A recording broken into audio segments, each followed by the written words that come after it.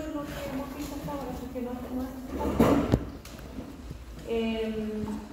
tuve tiempo esta semana de tener una ventana para que vayan a realizar sus certámenes, pero la próxima semana les voy a poner un horario. Vamos a seguir con las enfermedades mediadas por inmunidad. Nosotros vimos, ustedes vieron las aspas, vieron el tema multiforme, ¿sí? Vimos el líquen plano y ahora vamos a ver dos más y por eso más o menos ya estamos cerrando. ¿Qué recuerdan del líquen plano? ¿Qué tipo de enfermedad era? ¿Cómo se describía? Idiopática, autoinmune, inflamatoria, ¿cierto? Y tenía ciertas características clínicas. ¿Se acuerdan cuáles eran? La de Wilhelm. Sí. La maleta de Wilhelm, pero esa era la pseudo. ¿De qué se acuerdan? La de Wilhelm. Ya, ¿quién tenía estrías de Wilhelm? La pseudo. No, en el líquen dijimos que había clínicamente dos tipos, los rojos y los blancos. Y ahí tienen que buscar los diagnósticos diferenciales con todas las condiciones y patologías rojas y blancas. Clínicamente clasificamos entonces el líquen en rojo y blanco. ¿Cuáles eran los que tenían sintomatología? Los rojos. ¿Qué características siempre teníamos que buscar para diagnosticarlo como líquen plano? Las estrías de Wilhelm, ¿cierto? Para hacer también, ¿qué diagnóstico diferencial importante era el clínico? De la candidiasis. ¿No? Las lesiones liquenoides, ¿cierto? Que eran en respuesta o por la presencia de algún material de obturación o de alguna otra cosa y teníamos que buscar cuál era la diferencia con el líquen, porque clínicamente eran parecidas, pero ¿cuál es la diferencia? ¿De qué se estaba hablando del factor que lo provocaba? Ese estaba cierto bien relacionado con el factor etiológico y en cambio el líquen siempre buscar bilateralidad y relativamente simetría, ¿cierto? Y las estrías, ¿ya? ¿Con qué tipo de tratamiento administramos en este caso en el líquen? Corticoides. ¿Tópicos o sistémicos? Tópicos siempre para iniciar. Si las lesiones son muy agudas, vamos a seguir con un sistémico. ¿Y cuál es la complicación más común del tratamiento con corticoides que tenemos que vigilar o evitar o prevenir? La instalación de la candidiasis. Ya, ¿se acuerdan, no? No estamos tan mal. Vamos a... Esto ya lo vimos. ¿Cómo se llamaba cuando la encía estaba atrófica, la encía insertada? Gingivitis descamativa. Acuérdense que es un término clínico, no es un diagnóstico. Y esta gingivitis descamativa, ¿a qué puede corresponder? Es clínico, es un diagnóstico clínico, pero esto puede ser varias patologías. ¿Qué puede ser? Eso solo tienen que saber. ¿Qué puede ser? ¿Qué puede ser? Puede corresponder a un lupus, puede corresponder a un líquen planotrófico o erosivo, puede corresponder a una candidiasis eritematosa, puede ser un pénfigo, puede ser un penfigoide, que lo vamos a ver. ¿Ya? Acuérdense que es un término clínico. Ya, seguimos aquí. Acuérdense que estábamos viendo algunas lesiones. Su lesión fundamental es una bula o ampolla, que son las lesiones ampollosas que son las que vamos a ver hoy día. ¿Ya? Las estrías de Wilhelm, ¿cierto? Que son las que tenemos que buscar en el líquen. Dijimos una enfermedad muy popular. Acuérdense que otra cosa, eso también es importante que recuerden estas enfermedades. ¿Qué tenemos que preguntar al paciente? Si le ha salido en otra zona del cuerpo. En piel y o en otras mucosas. Y mirar las uñas también. ¿Ya? Entonces, crónica, inflamatoria, mucocutánea, que afecta al 1 al 2% de la población general, más prevalente en las mujeres mayores, y que su patogénesis no es desconocida. Ya, eso lo vimos, los factores biológicos, la clínica, ¿cierto? ¿Qué le pasa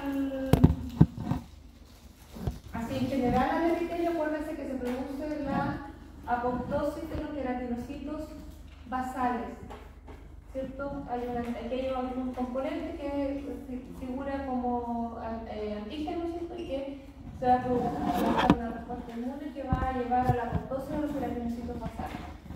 ¿Y qué vamos a ver en la histología? Vamos a ver un infiltrado en banda que sigue a la capa basal de los epitelios.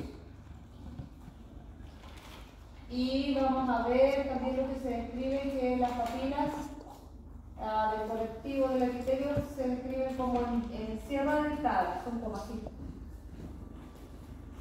Ya te estoy dando todo los datos. Ahí está, esto es de la clase, los diagnósticos diferenciales. Eso lo vimos, ¿cierto? Diagnósticos diferenciales, la histopatología, ¿cierto? Como sierra dentada,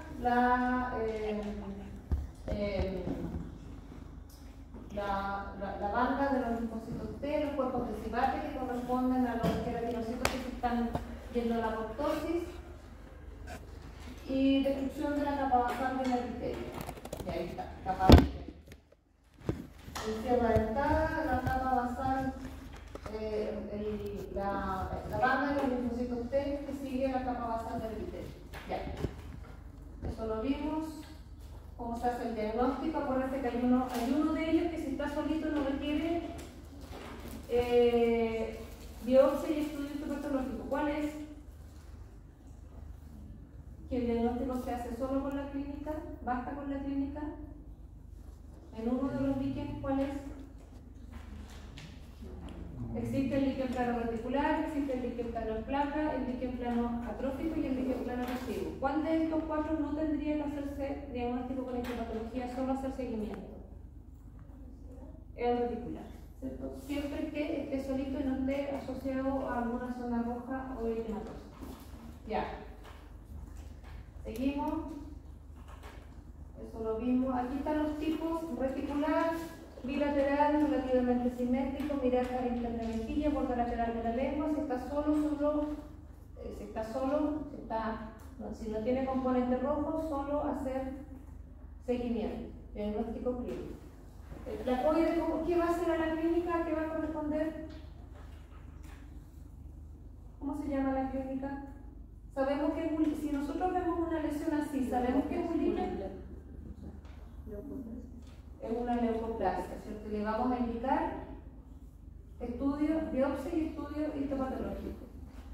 El atrófico y el erosivo son los que tienen componente rojo, también buscan la estría y los que estén en más de un sitio, ¿cierto? Y estos van a tener sintomatología y se hace el diagnóstico también con estudio histopatológico. ¿Ya? Ya, ese es el resumen del líquen. Y aquí esto también lo vimos, nosotros lo vimos en la clase pasada. Dijimos que los tratamientos en general varían de acuerdo a cada escuela, cada patólogo tiene su preferencia, pero que se intenta partir siempre con corticoide tópico, ¿ya? Vigilando siempre la instalación de cáncer. Ya. Ahora vamos a entrar al capítulo de las lesiones vesículo-dulosos. ¿Por qué se llaman así? Porque su lesión fundamental puede ser una bula o una ampolla que, recuerden, se va a romper en boca las vesículas durante poquito tiempo. Lo mismo cuando pasamos el herpes, duran poquitito, se rompen y van a dejar una lesión ulcerativa. También son lesiones mucocutáneas, afectan distintas mucosas, así que también hay que fijarse, y afectan piel. Y hay algunos que si no se tratan a tiempo pueden comprometer la vida del paciente. A veces debutan en boca, pero la enfermedad va avanzando, va afectando otras mucosas y piel y puede afectar o comprometer la vida del paciente. Para que se produzca la bula o la ampolla, ¿cierto? El epitelio, algo tiene que pasar en el epitelio. O se van a separar las células entre ellas, ¿cierto? Y esta reacción también son patologías autoinmunes, ¿cierto? El cuerpo va a discriminar como extraño algún componente de los desmosomas que unen las células epiteliales entre sí, o a los hemidesmosomas, que son la unión entre la capa basal del epitelio y la membrana basal. Dependiendo de cuál sea el componente o el antígeno que detecte el organismo, ¿cierto? Vamos a tener una bula o una vesícula intraepitelial cuando afecta a los desmosomas, o una bula o una ampolla subepitelial cuando afecta al endosoma, algún componente de la unión entre la capa basal y la membrana basal. ¿Se entiende eso? ¿Sí? Entonces, si afecta el endosoma, vamos a tener una bula dentro del epitelio, intraepitelial. Al endosoma, bula subepitelial. Se va a despegar completo el epitelio del conector. ¿Ya? Y dependiendo de eso, la enfermedad se va a llamar de forma distinta y va a tener distintas características o distintos comportamientos clínicos. ¿Ya? Eso es lo que vamos a ver ahora. Vamos a ver en primer lugar el pénfigo. Hay distintos tipos de pénfigo. Solo el vulgar y el vegetans se presentan en la mucosa oral. El más prevalente es el vulgar, por lo tanto vamos a hablar de eso. ¿Ya? Es una clase de patología que se puede presentar en mucosas, en piel, a veces solo en la mucosa oral, pero a veces debuta en la mucosa oral, pero si lo dejamos solito en el tiempo se va a ir agravando y puede afectar a otras mucosas de piel, y antiguamente los pacientes que tenían esta enfermedad fallecían, ¿ya? Porque es como un gran quemado, se producen tantas ampollas que se despegan dejan el epitelio al descubierto, que se deshidratan, se pierden los electrolitos y además se sobreinfectan. Entonces, como ver un gran quemado. Por eso es importante que nosotros hagamos el diagnóstico oportuno, porque ese paciente necesita tratamiento. Si es solo boca local, pero si es en otras zonas, necesita tratamiento sistémico también. ¿Ya? Entonces, por eso puede comprometer la vida del paciente. Se presenta entre 1 y 5 casos por 1 millón. Generalmente las lesiones orales son las primeras en aparecer, debutan en boca, ¿ya? Y después van apareciendo en otras zonas de la piel y de otras mucosas, pero las de la boca son las últimas en sanar, son las más rebeldes, cuesta más para que cicatrice, ¿ya? También podemos encontrar algunas lesiones parecidas en respuesta a algunos medicamentos, ¿cierto? Y aquí, ojo, existe el pénfigo paraneoplásico, que se presenta en pacientes que están siendo tratados por cáncer o que tienen algún cáncer y no han sido diagnosticados. Que se presenta, no es que tengan el cáncer en la boca, sino que hacen un pénfigo que va paralelo o acompañando al desarrollo o a la evolución de algún cáncer en alguna zona del epitelio. Por eso es que si no es característico, si no cumple con la edad del paciente habitual, con ciertas condiciones, podemos sospechar que a lo mejor lo que tiene ese paciente es un cáncer que no ha sido diagnosticado. ¿Ya? Entonces, dijimos, si afecta a los desmosomas, le vamos a llamar pénfigo y vamos a tener el desarrollo de una bula o una ampolla intraepitelial dentro del epitelio, ¿cierto? Que se va a romper y va a dejar de caer el epitelio casi una úlcera. Si afecta a la unión de la capa basal con la membrana basal o al hemidesmosoma, se va a llamar pénfigo o mucosa membrana pemfigoide. Mucosa membrana pemfigoide, que afecta a las mucosas, ¿ya? Y la bula va a ser subepitelial, se va a desprender completo el epitelio. ¿Cuál es más grave? El pénfigo. A pesar de que esta se desprende completo, el pénfigo sí puede comprometer la vida del paciente si no se hace tratamiento. ¿Ya? Ya. Generalidades de lo que hemos conversado. Enfermedades ampollales autoinmunes adquiridas son raras, de baja prevalencia, pero potencialmente fatales, requieren un alto índice de sospecha clínica. A estos pacientes hay que estudiarlos, derivarlos y hacerles el tratamiento. ¿Cómo le haríamos el diagnóstico? ¿Qué creen que tenemos que hacer? Una biopsia, porque hay cambios en el tejido, ¿cierto? Que requieren evaluarse. Se caracterizan por la formación de ampollas en la piel y mucosas debido a la pérdida de colección de queratinocitos. Aquí estamos con el pénfigo. La producción de autoanticuerpos contra proteínas específicas, de los desmosomas, ¿cierto?, lleva a la separación de las células, y ese es el proceso llamado acantólisis o acantolisis. No se vayan a confundir con la acantosis. ¿Qué es la acantosis? El engrosamiento del tracto espinoso. Aquí estamos hablando de acantolisis. Lisis significa que se rompen las uniones entre los queratinos. ¿Ya? Ya. El pérfido vulgar es el más común y el de peor pronóstico de los pérfidos, afecta a hombres y mujeres por igual. El líquen afectaba a quién más, en qué grupo era más prevalente. En las mujeres mayores de 40 o 50 años, y es por igual, ¿cierto? Y presenta brotes y compromiso, y la mucosa es de los 60% de los pacientes. Las ampollas son friables. ¿Qué significa que sea friable?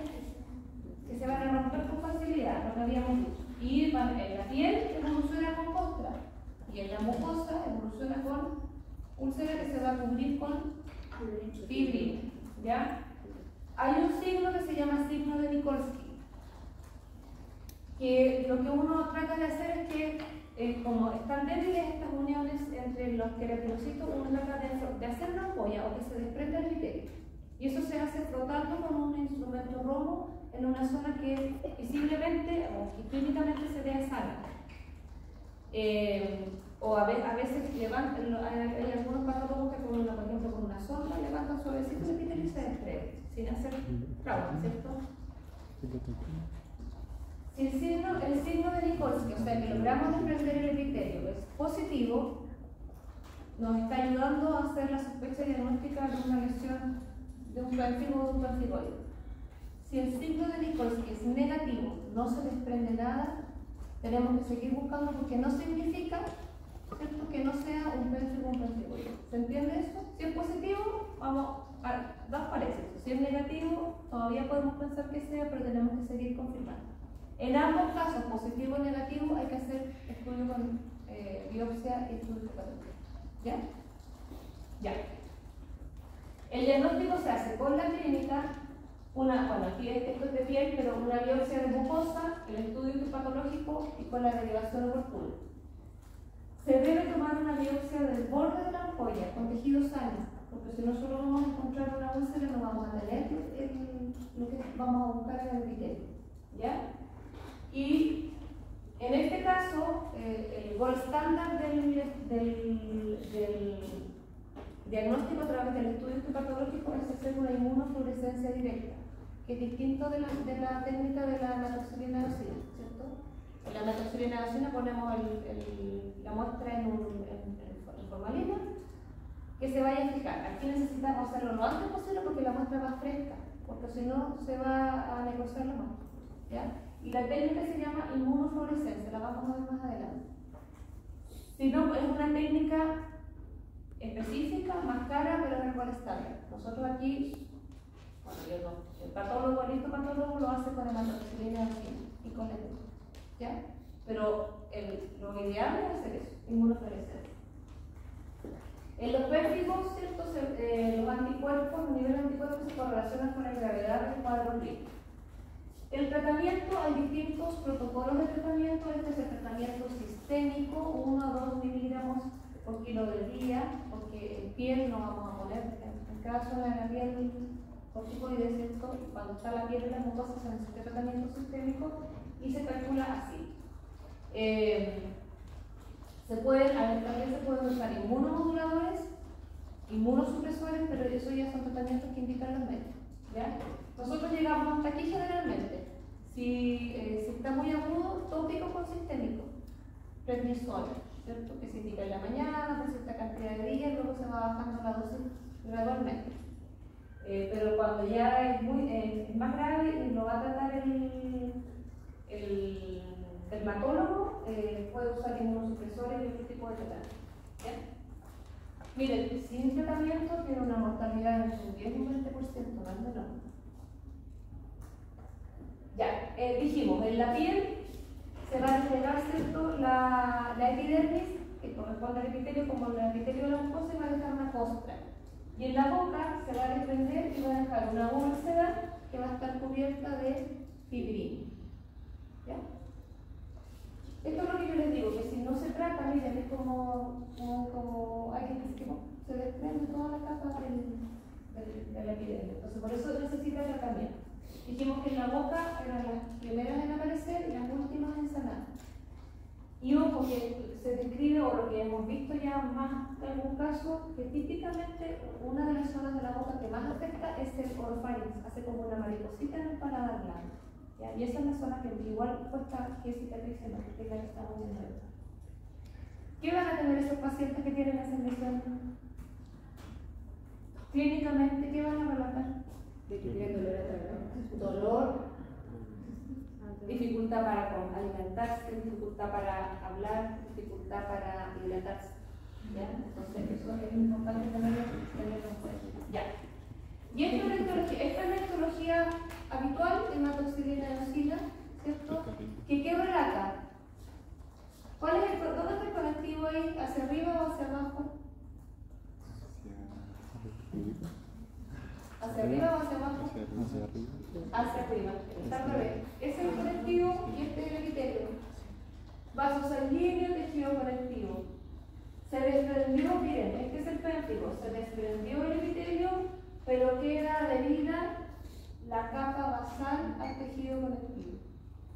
Eso es lo característico. Estoy hablando del péntico, una bula intraepitelial donde se desprende el epitelio, pero queda adherida la capa basal del epitelio al tejido conectivo. ¿Ya? Esa es la forma que, como relata la hematoxilina eosina en la histología. Y esta es la inmunofluorescencia, que dijimos que se hacía con muestras PET. ¿Qué está marcando ahí? ¿Qué está marcando? Las uniones, ¿cierto? Los demosomas que están en todas las membranas de las células de los keratocitos. ¿Ya? Y ahí están, se deposita un complejo antígeno-anticuerpo, ¿cierto? Que va hacia los demosomas. Esa es la inmunofluorescencia. Y esta inmunofluorescencia del pénfilo se describe como en red de pesca, es como una malla. ¿Sí? Eso es lo que estamos viendo. Ya. ¿Cómo se vería normal con inmunofluorescencia? No tendría que marcar. Sería verde solamente, o sea, verde. Debería verde, no, sí, no tendría que marcar. ¿Ya? Porque la inmunofluorescencia va dirigida, ¿cierto? Tú pones un marcador para buscar ese o sea, si el tejido estuviera sano, no podría penetrar el... No tendría que marcar. Ahí. Ya. Volvemos a lo mismo, ya vimos dos características del péntico. Vamos. Apréndanselo. ¿Ah? Ya. ¿Y qué queda indemne? La capa basal del epitelio, ¿cierto? ¿Hacia dónde va dirigido esta reacción autoinmune? A las proteínas que son los componentes de los cromosomas, que en este caso son las desmogleínas. Ya. ¿Cómo se hace el diagnóstico? ¿Ah? Con la biopsia y el estudio histopatológico. ¿Cuál es lo ideal? ¿Cuál es la inmunofluorescencia que tiene una de? ¿Ya? Pero eso es lo ideal. ¿Cómo marca la inmunofluorescencia? ¿Qué marca? ¿Cómo se llama? ¿Forma de red? Red de pesca, ¿cierto? O de malla, que va marcando todas las uniones, ¿cierto? Los complejos, los cromosomas que están ahí en el epitelio. El tratamiento con corticoides tópicos y o sistémicos, y a veces en general sistémicos. Y cuando afecta a otras mucosas de piel, ¿quién le va a hacer el tratamiento? El dermatólogo. Nosotros vamos a apoyar con lo que pasa en boca. ¿Y qué tenemos que prevenir de nuevo? Que el paciente está en tratamiento con corticoides. La candidiasis. Una candidiasis. Ya. ¿Qué estamos viendo ahí? Miren. Como marca la unión de la capa dentro distinto, ahí está el complejo antígeno-anticuerpo y esto es mucosa membrana pemphigoide. Afecta a las membranas, ¿ya? A las mucosas, ¿ya? Mucosa oral, mucosa ocular. En ambos casos, en ambas patologías, tenemos que preguntar al paciente si tiene molestias en la mucosa ocular Y si el paciente relata o vemos que hay una irritación, ese paciente tiene que ver un oftalmólogo. ¿Ok? Este pemphigoide o mucosa membrana pemphigoide es bien característico que se presente en la encía, sobre todo en la encía insertada. Y mientras no tengamos unas pruebas diagnósticas, eso se va a llamar gingivitis descamativa. Ven, ahí empiezan los diagnósticos diferenciales. Bueno, los diagnósticos diferenciales de la gingivitis descamativa ya los nombramos. Aquí es que miren, fíjense, aquí está la encía insertada rojita, ¿cierto? Expuesta. Aquí acuérdense que se despega completo el epitelio. ¿Y qué se ve ahí? El epitelio que se está desprendiendo. ¿Alcanzan a ver? Eso es lo que uno tiene que buscar. ¿Cómo se llama el signo que nos ayuda a sospechar de que sea una vesícula bulosa? Signo de Nikolsky. Si es positivo y si es negativo, seguimos igual. ¿Ya? No quiere decir nada. Y aquí vemos, miren, cómo el epitelio está delgadito, atrófico o hay pérdida del epitelio, gingivitis descamativa, y aquí estamos viendo cómo se desprende el epitelio, bulas y ampollas en la cara interna de la mejilla que dejan expuesto el tejido conectivo. Doctora, aquí en este caso, en el signo de Nikolsky, se hace el tejido completamente sano. En este caso, ¿se podría hacer en el fondo del vestíbulo? Sí, pasar suavecito. Puede pasar, por ejemplo, el mango de un espejo que sea redondito, suavecito. O con suavecito con una sonda, así como que quiere levantar. Sin enterrarla, se debería desprender si es positivo. Si es negativo, no se quiere decir. Pero no vas a tomar la biopsia y vas a hacer el signo de la úlcera, porque ahí solo hay una úlcera. Y la biopsia deberíamos tomarnos, por ejemplo, aquí está la úlcera con tejido sano, para ver lo que vimos anteriormente, lo que está pasando con la unión entre el epitelio y el epitelio secretivo. No vamos a ver lo que está pasando en el epitelio, ¿cierto? Vamos a ver solo una úlcera. ¿Sí? Aquí estamos viendo distintos tipos de lesiones de las que ustedes ya han visto. Por ejemplo, dice A y B. Miren, este es el típico del pérfido. ¿Ven? Como una mariposita en el fondo del vestíbulo. ¿Ya? Este también. Pero aquí es más difícil discriminar. Bueno, en ambos casos el diagnóstico igual lo vamos a hacer con la histología. No lo podemos hacer solo con la clínica. La C, pérfido paraneoplásico, es un paciente que está cruzando con un cáncer. No es que esto sea un cáncer, sino que el paciente desarrolla un pérfido de forma paralela por algunas células mismas del cáncer que hacen que desconozca algunas zonas de su epitelio. ¿Ya? El D, eso no lo vamos a pasar nosotros. Yo les dije que había un tipo de líquen que era un líquen buloso, que era más grave y que no lo íbamos a ver. Se los dije en la clase, yo creo que no se acuerdan, pero se los dije. Líquen plano, arriba, ¿cierto? Miren, es como ver como una gingivitis descamativa. La epidermolisis bulosa no la vino, y aquí este sí. El eritema multiforme, que característicamente que vemos la costrificación del labio, sobre todo del labio inferior. Igual pueden haber úlceras intraorales. Y acuérdense que del eritema multiforme existen distintas clasificaciones, mayor, menor, y que hay distintos criterios. ¿Y se puede asociar a qué? ¿Cuáles son los factores etiológicos asociados al desarrollo de un eritema multiforme? ¿Cierto? La recurrencia del virus herpes y algunos medicamentos. Por ejemplo, antibióticos y antiinflamatorios. Y otro agente infeccioso que es el micoplasma. El micoplasma, que también puede asociarse al desarrollo de un eritema. ¿Ya? Ahí está más o menos lo que hemos visto. Ya. Yo aquí la señora tendría que haberle tapado los ojitos. Ya. Voy a proceder la mucosa membrana pemphigoide porque no está aquí. ¿A qué zona afecta de la mucosa o de la piel? Mucosa membrana pemphigoide. A la capa, al epidermosoma, la unión de la capa basal con el epitelio. Se desprende completo el epitelio y se forma una bula subepitelial. ¿Sí? Puede afectar a otras mucosas. Hay que mirar los ojitos. trocitos y hay irritación, y en el pemphigoide, en la mucosa membrana, que son en la mucosa membrana pemphigoide, en el ojo quedan como cicatrices, como bridas cicatrizales. Bridas cicatrizales. Brida es una cicatriz, es una marca, ¿cierto? Que hace que se repega un poco la mucosa. Eso se llama simbléfalon, con ese. Simbléfalon. Y hay pacientes que tienen que, con esas cicatrices, hacen que el ojito empiece a perder movilidad. Entonces, y a veces incluso, cuando han visto a algunas personas mayores que tienen como la vuelta en párpado anterior, así. Eso se llama ectropión.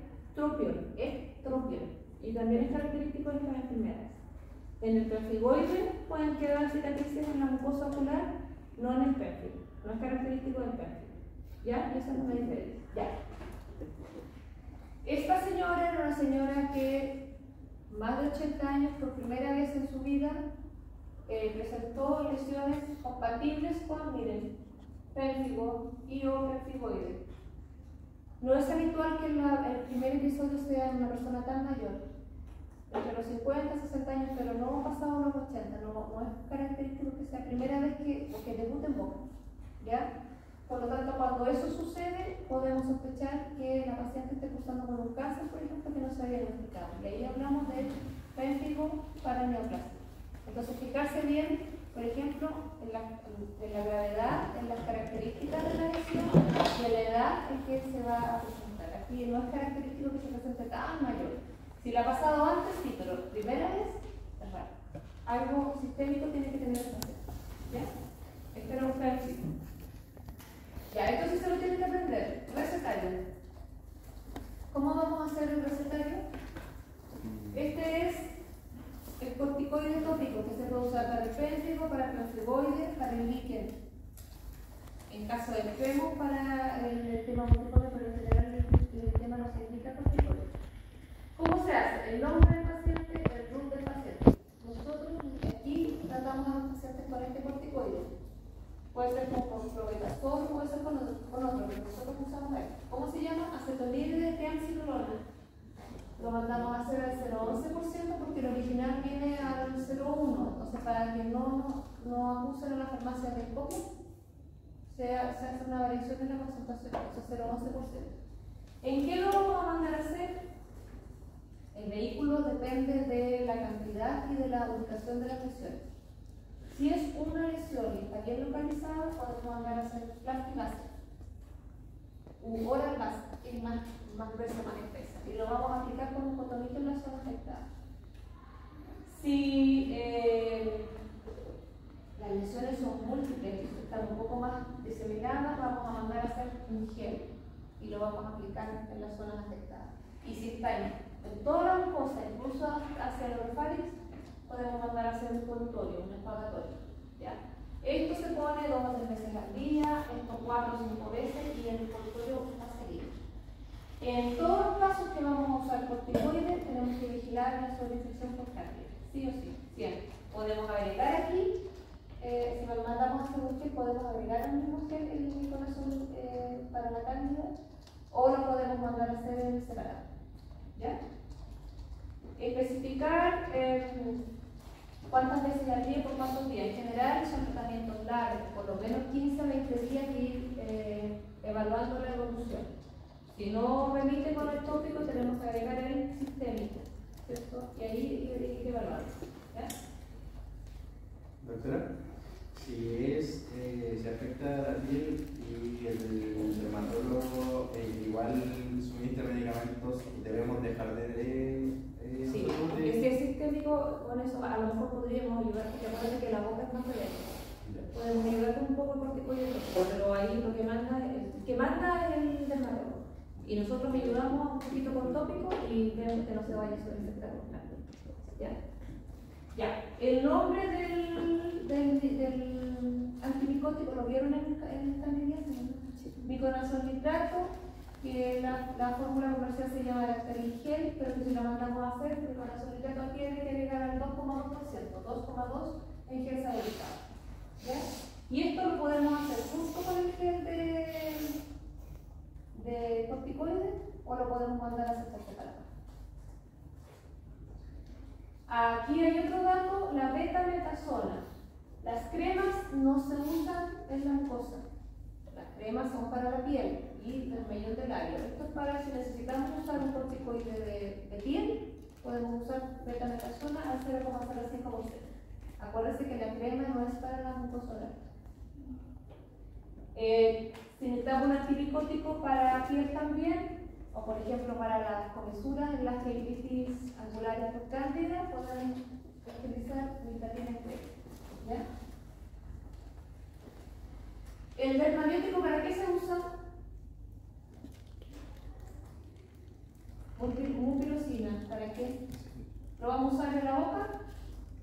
No. ¿Dónde lo vamos a usar? ¿Para qué? En nuestra área. ¿Cómo se llama la enfermedad que nosotros les contamos y les dijimos que se usaba el dermabiótico mupirocina? ¿Cuál? Impético. ¿Qué característica tiene el impético? Que no se va a presentar dentro de la boca, de piel. ¿Ya? Ya. En resumen, ¿cierto? De estas vesículas bulosas pueden ser procesos primarios, como el pélvico, la mucosa membrana pélvicoide, pueden ser procesos secundarios, como un pélvico paraneoplásico, o un pélvico que es en respuesta a algún medicamento. ¿Ya? ¿Qué estamos viendo aquí?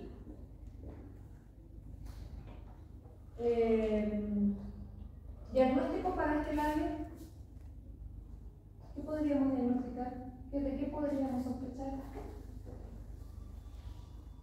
Un labio ulcerado completo. Completo casi. ¿Ya diagnóstico? Solo con el labio sin datos clínicos. Ah, bien.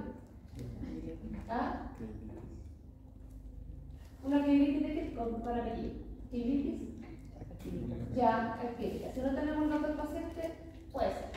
Y ahí tenemos que tener que hacer, sí, ahí el paciente tendría que ser dictado por cortisol, que una, todo lo que puede pasar. ¿Qué más? Un eritema multiforme. Bien, ¿qué más? ¿Puede ser un lupus? Va. ¿Sí puede ser un lupus? No hemos pasado mucho, pero puede ser, porque también es selectivo. ¿Puede ser un líquen? ¿Podría ser o no? Chicos, puede ser cualquiera de los que hemos visto. No tenemos los datos del paciente, entonces por eso es importante que vean tiempo de evolución, otras mucosas, piel, edad del paciente, buscar estrías, buscar lesiones en los ojitos, en otras mucosas. ¿Ya? Acá esto es típico, miren, una úlcera de, no, esta es más o menos extensa, está cubierta de fibrina, pero tiene esa constrificación del labio inferior. Más compatible con eritema multiforme. Aquí podría ser, por ejemplo, un paciente joven que relata herpes apiculense, o un paciente que estuvo hace poco por una gripe en tratamiento con antibiótico, o que está con un estado gripal y está tomando antiinflamatorio. ¿Cierto? El tiempo de evolución del eritema también va a ser más cortito y la edad del paciente también es que se puede presentar en pacientes más jóvenes que lo que... Si yo les digo una úlcera en un niño, lo menos probable es que sea un líquen, un pélvico o un pélvicoide. Acuérdense que por eso se les pasa, ¿cierto? Los datos de la edad y los grupos de mayor edad. ¿Sí? ¿Se entiende? Ya. Miren, lesiones en piel, úlceras en piel, ¿y qué estamos viendo aquí? ¿Qué es esto? Así, a grandes rasgos, una úlcera. Ya. ¿Qué características tiene la úlcera? No sé si la alcanzan a ver allá. Aquí está el epitelio, aquí está el conectivo. ¿Se alcanza a ver ahí algo o no? Se quedó la parte basal. Quedó la capa basal, por lo tanto correspondería una úlcera a... Si mantiene la capa basal del epitelio, pélvico. Pélvico ocular. Acuérdense que se puede presentar en ciertas vías. ¿Ya? Este otro, ¿qué estamos viendo? Miren, ambas caras internas de mejilla. Estamos viendo zonas eritematosas, pero están, ¿cierto?, relacionadas además con la presencia de estrías. Compatible con líquen plano y si tiene componente componente rojo, ¿cómo se puede llamar? Eritematoso. Puede ser eritematoso, puede ser atrófico. ¿Cuál es más doloroso, el atrófico o el eritematoso? El eritematoso ya nos habla de úlcera. El atrófico solo que el epitelio está más delgadito. Igual sí tiene síntomas. Ya. Ahí está la histología. Miren, esas son ustedes con la clínica me dijeron líquido, pero aquí está la histología, ¿cierto? La papila en sierra dentada y el infiltrado en barra que sigue la capa basal del líquido. ¿Ya? Ya. Este otro, ¿qué está marcando? La capa basal. Miren, ¿cómo se llama esta división? Inmunofluorescencia. Y aquí está la hematoxilina eosina. ¿Y qué estamos viendo ahí? Miren. ¿Qué le sucedió? Miren, se desprende completito, no se ve la capa basal adosada al tejido conectivo. Ahí está la diferencia, membrana mucosa pertigoide. ¿Qué característica tiene la membrana mucosa pertigoide que no tiene el pénfigo? Se depende totalmente del... Ya, y a la clínica, ¿qué le puede pasar al paciente? ¿Qué? Ya, vamos a tener ciertos simbléfalos, que son como cicatrices en la mucosa ocular y o extropios que se da vuelta. A todos los pacientes, a los del pénfigo, porque no quedan, igual aunque no queden con secuelas, igual necesitan tratamiento con oftalmólogo, ¿ya? Y con mayor razón a la mucosa membrana pertigoide, ¿ya? Aquí un paciente, miren, a veces las bulas son bulas hemorrágicas, tienen restos de sangre dentro de ellos, ¿ya? También se puede describir como bula hemorrágica. No todas tienen, pero algunas sí. Bula o bula hemorrágica. Aquí una paciente que tiene, miren, la cara interna del labio, fibrina, cara interna del labio, todo el labio, cara ventral de la lengua. Es la misma paciente. Tiene afectada el cuero cabelludo, el orofaris y además tenía lesiones en la porción genital. ¿Ya? Una paciente de unos 50 años que llegó con mucho dolor y ya estaba hacía meses, varios meses, ya 2 o 3 meses con sintomatología dolorosa. Y costó mucho para que se sanara, con corticoide sistémico, corticoide tópico, con derivación al médico, pero en algún momento también colapsó un poco por el tiempo de tratamiento con el corticoide, que también tiene efectos secundarios sistémicos, ¿cierto? La elevación de la presión, la elevación de la glicemia, así que costó por el año. Acuérdense que todas estas enfermedades que hemos visto son enfermedades crónicas. El paciente va a tener periodo de remisión con el tratamiento, pero en algún momento se va a volver a gatillar su presentación. Y eso el paciente tiene que saberlo. ¿Ya? Son enfermedades crónicas. Ya. ¿Qué estamos viendo aquí? Este es el mismo paciente. Tiene la lengua, aquí tiene la lengua, una placa blanca que podríamos decir una lengua leucoplástica, ¿cierto? Tiene la cara interna de las mejillas. ¿Qué ven ahí? Placa blanca. Como placa blanca, como estrías. Es el mismo paciente. ¿Ya? Tiene lesiones en las uñas de las manos y tiene lesiones en las uñas de los pies. Eso es compatible con líquen plano, ¿cierto? Y un líquen plano afecta piel y mucosa. Estas características lo damos nosotros, pero el paciente vino a consultar porque tenía una reducción del cuadro oral, pero él sabía que tenía un líquen plano y ya se lo habían diagnosticado hacia atrás. ¿Ya? Ya, esa era la última. ¿Algún comentario, alguna consulta? Aquí tienen que hacerse un listado con los diagnósticos diferenciales. Rojo, blanco, lo que tiene el tipo de sintomatología, el tipo de tratamiento.